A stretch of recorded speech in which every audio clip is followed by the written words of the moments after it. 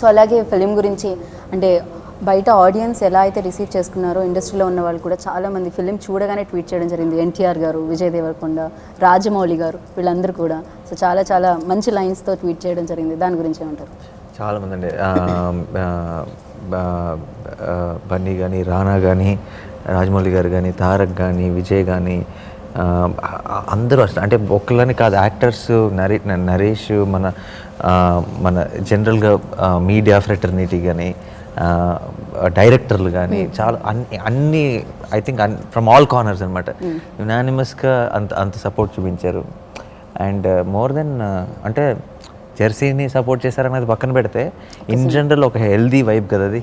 ఒకళ్ళ సినిమాలో ఒకళ్ళు మెచ్చుకోవటం, లేదంటే అంత ఓపెన్గా వచ్చి అండ్ అంత సూపర్లేటివ్స్ వాడుతూ బాగుంది నచ్చింది కాదు, వాళ్ళకి మనసుకి ఏమనిపించిందో అంత ఓపెన్గా ఫుల్ హార్ట్తో పోగొట్టడం అనేది ఫెల్ట్ వెరీ హ్యాపీ.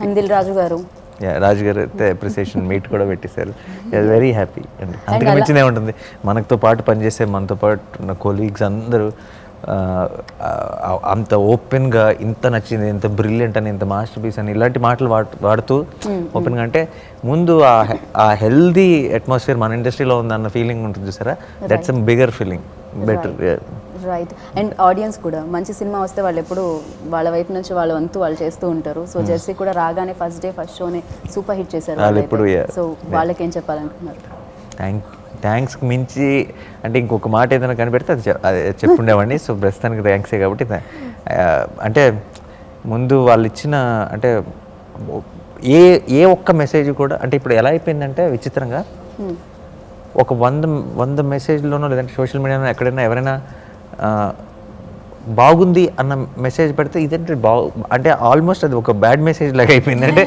అంటే అస్సలు సినిమా బాగాలేదు అన్నంత సీరియస్గా తీసుకుంటున్నాం బాగుంది. ఎందుకంటే ప్రతి వాళ్ళు కూడా ఒక లైన్లో చెప్పట్లే, అందరూ ఏదో ఎక్స్ప్రెస్ చేయాలి. అంటే ప్రతిదీ ఒక అన్లెస్ పర్సనల్గా అంతగా కనెక్ట్ అవ్వకపోతే ఆల్మోస్ట్ చిన్న లవ్ లెటర్ లాగా రాస్తున్నారు ప్రతి మెసేజ్ని. ఒక పారాగ్రాఫ్ ఉంటుంది, వాట్ ఎవర్ దే ఫెల్ట్.